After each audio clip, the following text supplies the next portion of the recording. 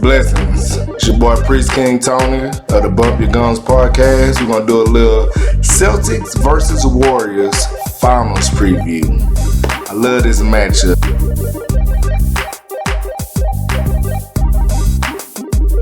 I'll start off by saying, if y'all don't know, I am very biased. I'm biased towards Steph Curry, so I can start the video off with saying Warriors in 6. Just get out the way. If you want to turn the video off now, you can, but that is what it's all going to amount to. We're going to go through starting lineups, we're going to go through how both teams kind of like to attack and what I foresee going on in the series, but ultimately, it's going to be Warriors in 6.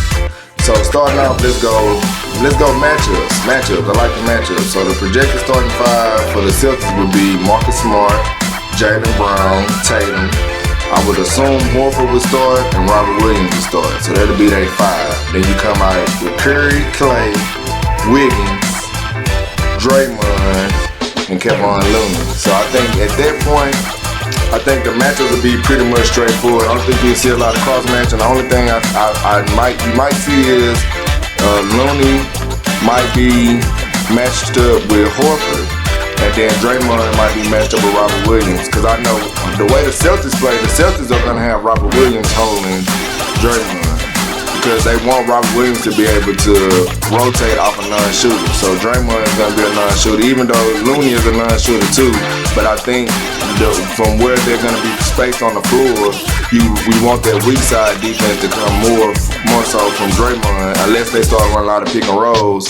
Then I think you'll see Horford be on Draymond, because you want Horford with his more switchable nature to be able to be in that matchup.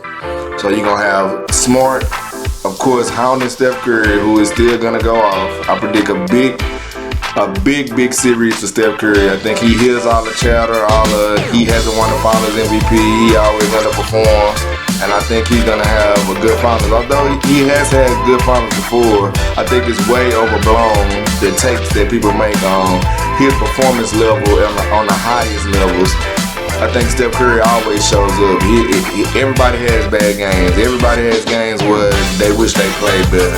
And I don't think it's more so for Curry than it is for other people.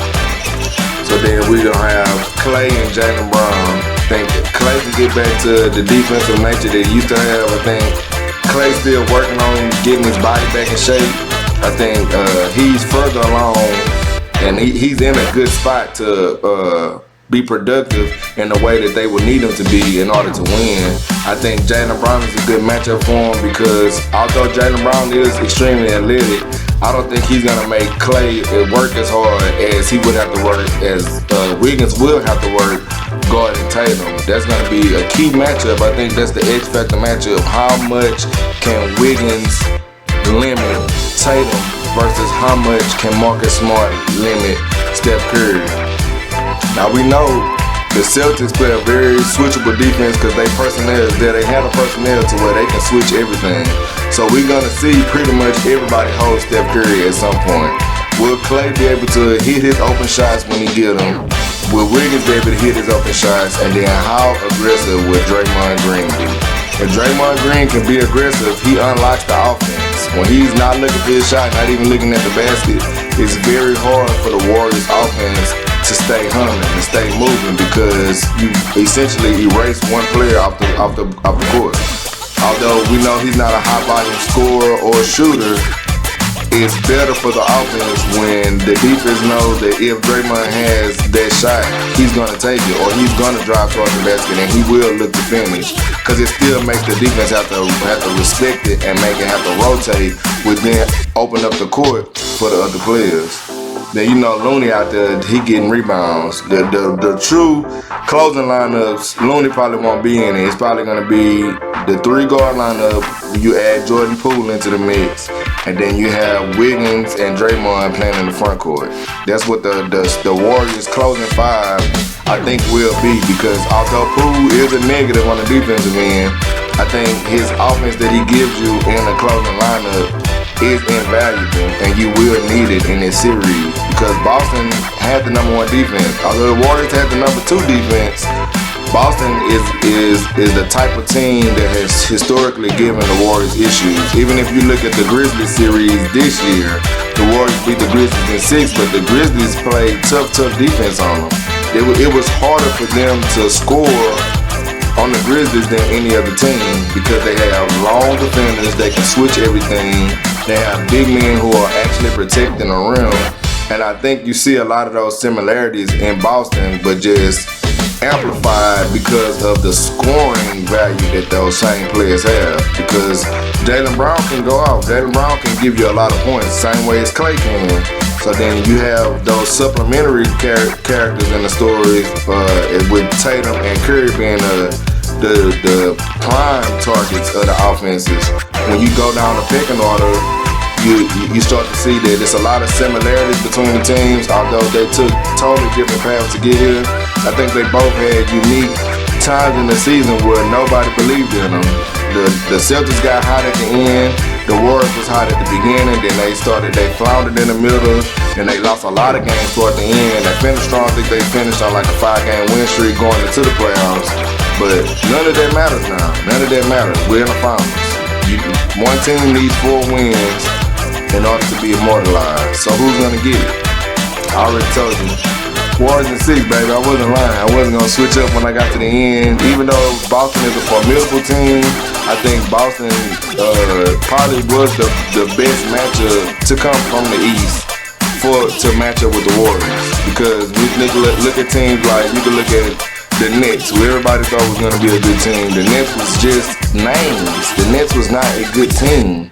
You just had KD and Kyrie, who a lot of people just assumed they would lift the team up to a new level, but they got swept by this Boston team. Well, even Philly wouldn't. I don't think Philly would have been able to score enough. Although Joel Embiid would have been a whole different challenge, even than them having to play Joker in the first round. I think Nikola Jokic is probably the most skilled big man, but I think Joel Embiid is so physical, it would have been a tough matchup. So I think Philly would have kind of been, but I don't think Philly could have kept up with scoring. Miami wouldn't have been able to keep up with scoring. I think a lot of the issues from the East scores would have been not being able to keep up with scoring and then still play their level of defense. Now Milwaukee is the one team that I think it would have been so hard for me to pick against Milwaukee with the Warriors because Giannis is just a beast, man. At times, Giannis is really unstoppable. But yet and still, we saw the Warriors go through the Nuggets, the 2-time MVP. Then you saw them beat the Grizzlies. Ja Morant said they was gonna have fun. Then Ja got hurt. Although some people gonna say it would have been a different series, they still would have lost. Because Ja Morant, at this point in his career, is still a negative defensive player. That's why we saw when they went out, the Grizzlies' defense got way better. Even Draymond said it was like they playing against 2 different teams. Because when Ja is there, rightfully so, he dominates the offense because he is so good. Then he's not particularly good on the defensive end. So, coaches always say it's easier for a team to play defense when everybody feels involved on offense. And I think that's one of the things that Golden State and Boston, to another extent, have unlocked in their rosters. Then you saw, of course, the Warriors played Dallas in the conference finals, who I thought Dallas would get 2 wins because of the Luka magic. Luka is just that good to me, but in the end, it was a short series. So I think a lot of people, even if you look at the predictions, you'll see a lot of people got Boston. A lot of people think Boston gonna do it. They got the young horses. They've been through the adversity. You look at their road here. They played 2 Game 7s. They swept the Brooklyn Nets with KD and Kyrie. So I think their storyline makes it easy to pick them because you look at the Warriors. The Warriors played the Nuggets, who had their 2nd and 3rd best players, however you want to rank them. They were injured. They wasn't playing. Then you play the Grizzlies. Ja Morant gets hurt. Even though the last game he played, they got blue-eyed. People gonna say, it would have been a different series with Ja. The Grizzlies might would have won. Then you didn't get to play Phoenix because Phoenix laid an egg against Dallas.